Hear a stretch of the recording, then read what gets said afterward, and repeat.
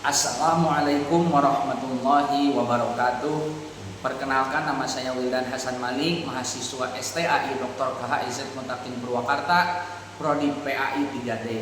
Akan memenuhi tugas kuliah ilmu pendidikan Islam yang diberikan oleh Bapak dosen Bapak Man Pandrajat MPD. Nah, tugas ini yaitu mereview makalah-makalah yang sudah dipresentasikan. Makalah yang pertama ini adalah materi yang berjudul ilmu pendidikan Islam. Nah, apa sih itu ilmu pendidikan Islam? Pada dasarnya, ilmu pendidikan Islam itu sama dengan ilmu pendidikan, yaitu usaha untuk memaksimalkan, untuk mengembangkan potensi yang kita miliki supaya menjadi pribadi yang lebih baik dan bervalue. Nah, dalam ilmu pendidikan Islam itu yang membedakan hanya sumbernya saja. Jikalau ilmu pendidikan itu bersumber pada filsuf-filsuf seperti Aristoteles, Socrates, dan yang lainnya. Nah, ilmu pendidikan Islam ini tentunya bersumber pada Al-Quran, hadis, dan as-sunnah tentunya. Mengapa bisa bersumber pada Al-Quran, hadis, dan sunnah? Sebab ini adalah ilmu pendidikan Islam. Maka di dalam Islam itu, di dalam rukun iman, salah satunya adalah percaya kepada kitab-kitab Allah. Nah, kitab-kitab Allah itu ada banyak. Yang salah satunya adalah Al-Quran yang menjadi sumber ilmu pendidikan Islam. Jadi jelas ya teman-teman, yang membedakan antara ilmu pendidikan dan ilmu pendidikan Islam ini adalah sumbernya. Kalau ilmu pendidikan bersumber dari para filsuf, Aristoteles dan sebagainya, sedangkan ilmu pendidikan Islam ini bersumber pada Al-Quran, hadis, dan as-sunnah. Seperti itu. Nah, lalu apa tujuannya pendidikan Islam ini? Nah, tujuan pendidikan Islam itu adalah untuk merealisasikan kegiatan yang pada akhirnya menghasilkan manusia yang mempunyai akhlakul karimah dan kegiatan-kegiatan yang bisa bermanfaat di akhirat nanti tentunya. Selain itu, ada juga prinsip-prinsip ilmu pendidikan Islam. Di dalam Islam ini, prinsip-prinsipnya adalah belajar itu diwajibkan sampai dari kita dilahirkan hingga masuk ke dalam liang lahat, seperti hadis Nabi, utlubul ilma minal mahdi ilal lahdi, tuntutlah ilmu dari digendong sampai ke liang lahat atau ilal lahdi. Nah, jadi poin-poinnya yaitu teman-teman, ilmu pendidikan Islam ini sama saja dengan ilmu pendidikan pada dasarnya. Namun yang membedakan adalah sumbernya saja. Nah, yaitu ilmu pendidikan Islam ini bersumber pada Al-Quran dan as-sunnah. Nah, jadi kedudukannya juga pun sama. Kedudukan Al-Quran dan as-sunnah dalam ilmu pendidikan Islam tentunya menjadi sumbernya. Sebab sebagai orang Islam yang taat, kita itu harus mempedomankan atau menaruhkan hidup kita itu sesuai dengan Al-Quran, hadis, dan as-sunnah. Jadi seperti itu poinnya. Yang terakhir yaitu bahwa ilmu pendidikan Islam ini sangat penting bagi kita untuk mempelajarinya, untuk mencapai keabsahan dalam hidup ini. Terima kasih.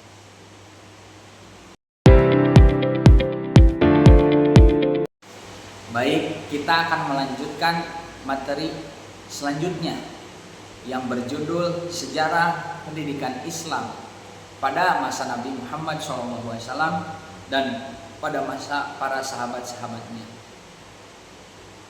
Perlu diketahui teman-teman, ilmu pendidikan Islam ini sudah ada sejak zaman Rasulullah SAW tentunya.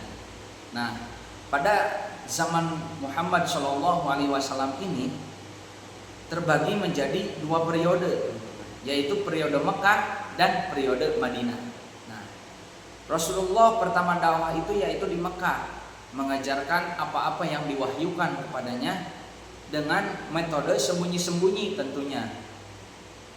Karena pada saat itu Rasulullah SAW belum begitu kuat kekuatan Islamnya sehingga dakwahnya sembunyi-sembunyi. Hanya sedikit saja yang mengikuti dakwahnya Rasulullah SAW. Nah, di Mekah ini penekanan yang dilakukan Muhammad SAW ini berfokus pada keimanan atau kepercayaan dulu di Mekah ini, sehingga banyak orang-orang Mekah yang menentang dakwahnya Rasulullah SAW atas apa yang diajarkan oleh Rasulullah SAW ini kepada masyarakat di Mekah pada waktu itu, sehingga berat sekali untuk berkembang dakwah Islam ini pada periode Mekah ini. Nah, dengan segala lika-liku yang dihadapi Rasulullah SAW ini, maka beliau berhijrah ke Yastrib atau Madinah dengan tujuan menghindari intervensi tekanan-tekanan dari orang Quraisy yang menekan dakwah Nabi Muhammad SAW supaya lebih bisa berkembang di Madinah. Nah, beliau lalu lanjut ke Madinah, hijrah ke Madinah bersama orang-orang Islam tentunya. Lalu penduduk Madinah yang disebut Ansor itu ternyata menyambut baik Rasulullah SAW, menyambut baik kedatangan Nabi Muhammad SAW. Nah, dengan rasa welcome ini Nabi Muhammad SAW bisa lebih diterima oleh penduduk Madinah, sehingga berkembanglah umat Islam di Madinah menjadi pusat pendidikan Islam pada saat itu di Madinah. Nah, apa yang diajarkan di Madinah itu tentunya keimanan, akhlak, isi-isi kandungan Al-Quran dan yang lainnya tentunya. Sehingga di sini mulai berkembang, Islam itu mulai berkembang dan bertumbuh menjadi kuat. Itu saja periode pendidikan Islam pada zaman Nabi Muhammad SAW, yaitu periode Mekah dan Madinah. Selanjutnya periode sahabat, teman-teman. Nah, periode sahabat ini kita tahu sahabat ini adalah Khulafaur Rasyidin yang 4. Tentunya ada Abu Bakar, Umar, Utsman dan Ali. Nah, pada periode Abu Bakar ini tidak begitu berbeda jauh dengan periode zaman Nabi Muhammad SAW. Selalu menekankan pada keimanan, akhlak dan tauhid tentunya. Tantangan yang dihadapi Abu Bakar ini adalah umat-umat yang tidak percaya lagi pada Islam setelah Rasulullah wafat, sehingga terjadilah banyak peperangan dan bisa dibereskan oleh Abu Bakar tentunya, sehingga Islam tetap kuat pada saat itu. Nah, jadi poin pentingnya yaitu Islam itu perkembangan pendidikannya tidak berbeda jauh dengan zaman Nabi Muhammad SAW, dan zaman Abu Bakar itu tidak berbeda jauh. Nah, selanjutnya berpindahlah periode Umar tentunya. Nah, dalam periode Umar ini tentunya lebih berkembang lagi. Pusat pendidikan Islam itu tidak hanya ada di Madinah dan Mekah saja, melainkan menyebar luas ke Basrah, Kufah dan Irak tentunya. Kufah atau Irak. Nah, Islam ini terus menyebar luas oleh Sayyidina Umar tentunya. Nah, Sayyidina Umar ini menyebarluaskan Islam sehingga Islam itu menjadi berkembang, pendidikannya bisa disebarkan di mana-mana karena perluasan oleh Umar ini. Dan tentunya di sini itu mulai ada ide untuk membukukan Al-Quran. Nah, namun pembukuan Al-Quran ini terrealisasinya di zaman Sayyidina Utsman. Nah, sekarang lanjut kita ke zaman Sayyidina Utsman, teman-teman. Nah, di zaman Sayyidina Utsman ini terus lagi berkembang pendidikan Islam ini, tidak hanya pada iman, akhlak, tentunya ada pengkodapikasian Al-Quran atau pembukuan Al-Quran, sehingga Al-Quran ini menjadi sebuah buku, menjadi sebuah mushaf, menjadi satu mushaf yang bisa dibaca oleh siapapun. Sebelumnya kan Al-Quran itu dihafal saja oleh para sahabat. Nah, di zaman Sayyidina Utsman itu ada yang namanya pembukuan Al-Quran, sehingga sampai sekarang kita mengenal yang namanya mushaf Utsmani. Nah, itulah asal usulnya. yaitu pembukuan pada zaman Sayyidina Utsman. Nah, itu adalah penekanan yang sangat luar biasa, perkembangan Islam yang sangat luar biasa dalam pendidikan, yaitu pembukuan Al-Quran itu sendiri. Nah, lanjut kepada Ali. Nah, dari periode Ali ini tentunya lebih berkembang lagi teman-teman. Sayyidina Ali ini membangun sebuah ruangan madrasah untuk mempelajari ilmu-ilmu Al-Quran tentunya dengan tingkatan-tingkatannya, tapi tidak formal seperti zaman sekarang. Jangan dibayangkan sekolah dulu itu formal seperti zaman sekarang. Tidak, itu hanya perkumpulan saja untuk mempelajari agama Islam. Nah, itulah sejarah kegiatan perkembangan pendidikan Islam dari masa Nabi Muhammad sampai pada sahabat yang 4. Tentunya dalam periode itu sangat sekali berkembang, sangat sekali banyak perubahan. Nah, lalu apakah pada zaman Nabi itu ada SD, SMP atau SMA? Tentunya tidak ada, teman-teman. Lalu bagaimana mereka belajar menulis? Nah, pada saat perluasan Islam, pada saat terjadinya perang, tawanan-tawanan kafir ini ditanya satu persatu apa keahlian yang dimiliki. Nah, keahlian yang dimiliki misalkan menulis dan membaca. Nah, itu akan diberi dua pilihan, mau dihukum mati atau mengajarkan cara baca tulis kepada orang-orang Islamnya. Tentunya banyak sekali yang memilih hidup untuk mengajarkan cara baca tulis kepada orang-orang Islam. Nah, jadi sudah jelas ya teman-teman, pada zaman Nabi itu, pada zaman sahabat dan Nabi itu tidak ada sekolah formal, namun sudah ada pengajaran baca tulis yang dilakukan oleh tawanan-tawanan perang tadi. Terima kasih.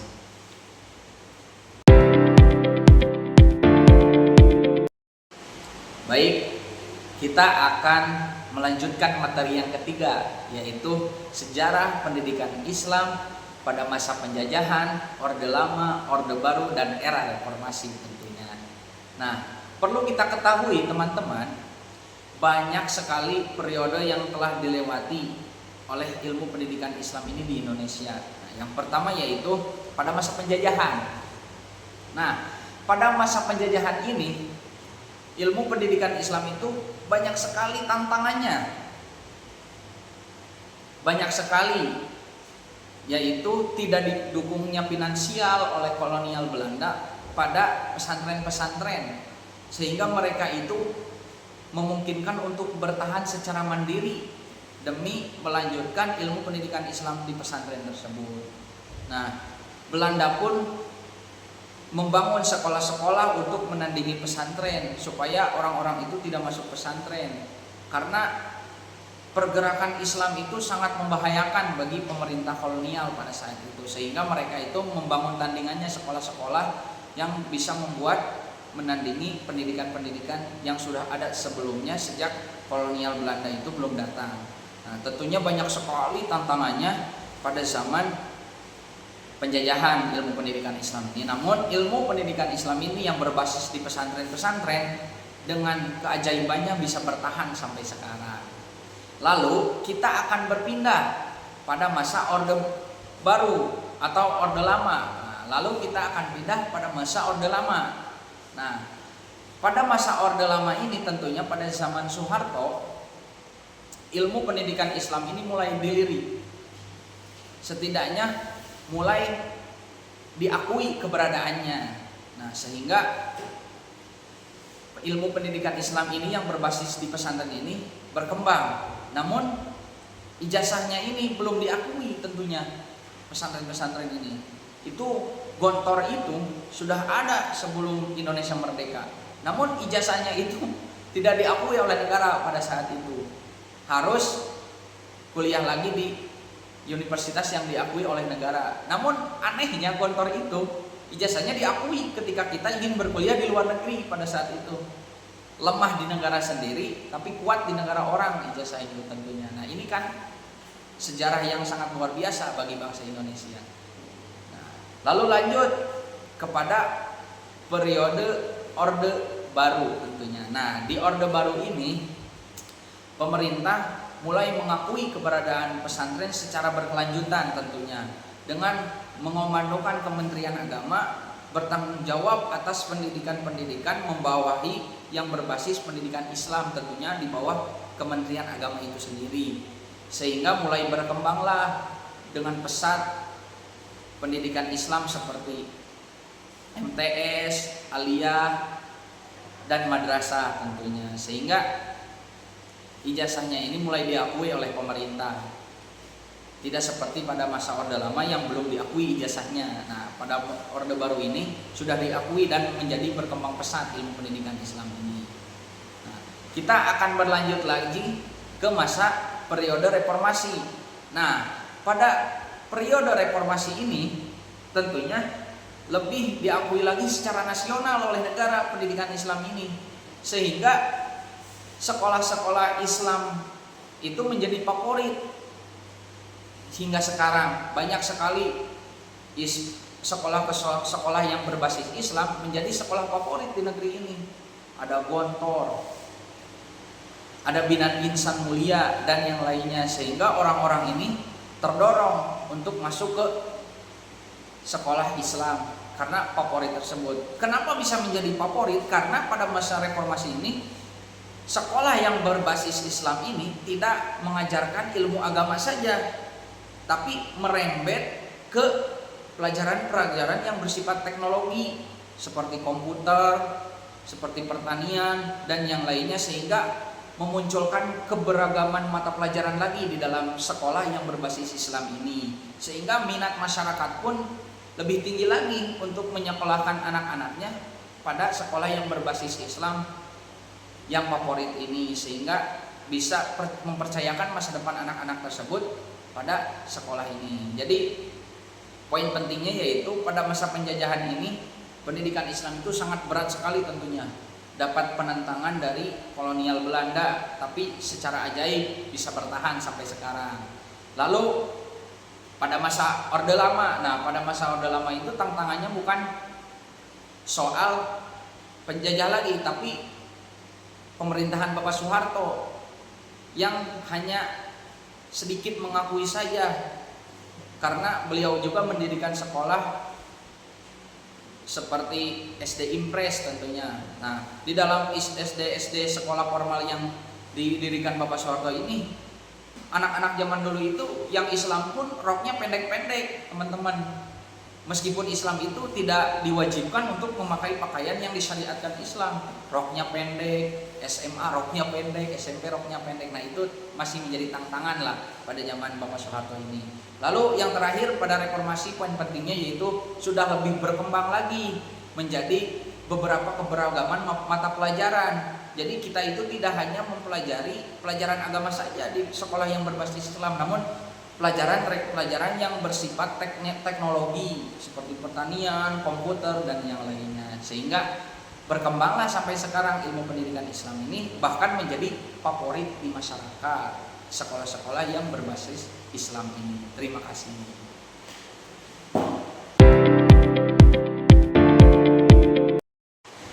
Baik teman-teman, kita akan lanjutkan materi yang keempat atau yang terakhir. Nah, ini adalah materi yang cukup menarik untuk saya dibahas, yaitu materi metodologi pendidikan Islam yang menggunakan pendekatan tradisional dan pendekatan modern tentunya. Nah, apa sih itu metodologi pendidikan Islam? Itu adalah sebuah cara atau metode dalam merealisasikan pendidikan Islam tersebut. Nah, dalam merealisasikan pendidikan Islam tersebut tentunya ada dua pendekatan. Yang pertama, pendekatan secara tradisional, dan yang kedua, pendekatan secara modern tentunya. Nah, pendekatan secara tradisional ini yaitu menekankan yang berpusat pada guru tentunya. Zaman dulu itu metode tradisional itu menekankan pada guru. Apa-apa yang dikatakan guru harus diikuti. Dan tentunya guru itu tahu dan murid yang diberitahu. Sehingga kegiatan pendidikan Islam yang berbasis tradisional ini masih berpusat pada guru tentunya. Selain berpusat pada guru, berpusat pada teks-teks tentunya. Sehingga zaman dulu itu sangat sedikit sekali orang yang bisa memahami agama. Hanya orang-orang para kiai, para ustadz, para asatid dan yang lainnya saja. Sehingga karena orang-orang ini tidak mengerti cara baca kitabnya, terus hanya segelintir orang saja yang mempunyai kitab-kitab tersebut, sehingga guru ini menjadi pusat sentral oleh para murid untuk merealisasikan atau untuk menimba ilmu pendidikan Islam. Sehingga pada metode tradisional itu yang dilakukan pada zaman-zaman dulu itu, pusat komando kiai itu sangat dituruti sekali oleh murid-muridnya. Apa yang dikatakan kiai itu pasti dituruti. Banyak sekali peristiwa-peristiwa kerusuhan yang melibatkan Islam, kata kiai mengomandokan bakar, tentunya murid-muridnya itu akan langsung membakar. Jadi metode-metode tradisional ini berpusat pada guru, pada teks yang dibawa oleh guru tersebut, sehingga itulah yang menjadi ciri khas metodologi pendidikan Islam yang mendekati pendekatan tradisional. Nah, selanjutnya metodologi pendidikan Islam yang memiliki pendekatannya itu modern. Nah, beda halnya dengan tradisional. Pendekatan modern ini lebih berkembang lagi, teman-teman. Yang biasanya pusat belajar itu ada pada guru, sekarang dipusatkan kepada siswa. Dengan kata lain, guru hanya menjadi fasilitator saja, sehingga siswa ini menjadi mandiri untuk mencari materi-materi yang akan dipelajarinya. Nah, selain itu, dalam metodologi pendekatan modern ini melibatkan juga teknologi tentunya, yang mana kalau dulu itu tidak bisa mengakses kitab secara bebas. Nah, sekarang bisa kita mengakses kitab-kitab di Google, di web, di blog dan yang lainnya, sudah tersedia semua, sehingga orang-orang ini semuanya bisa membaca kitab dan disediakan juga terjemahannya, tapi tentunya difasilitator atau diawasi oleh guru tersebut tentunya. Nah, ini jauh lebih berkembang lagi dari tradisional modern ini, sehingga menimbulkan banyak kemajuan-kemajuan tentunya dalam berkontribusi untuk kemajuan ilmu pendidikan Islam ini, teman-teman. Nah, selanjutnya apa tantangan di zaman modern ini? Nah, ketika tantangan di zaman modern ini adalah selain gurunya yang harus mengikuti kemodernan atau bisa menggunakan teknologi-teknologi, siswanya pun harus cepat dalam mempelajari sesuatu, harus cepat. Jadi kita itu tidak boleh bermalas-malasan karena sudah dimudahkan. Sudah ada Google, sudah ada web-web, kita itu diharuskan mencari ilmu-ilmu itu di dalam sana dan menanyakan lagi kepada guru kita sebagai fasilitator tentunya. Nah, ini adalah kemudahan yang luar biasa, kemajuan yang luar biasa dalam merealisasikan pendidikan Islam di zaman sekarang ini atau zaman modern ini. Terima kasih.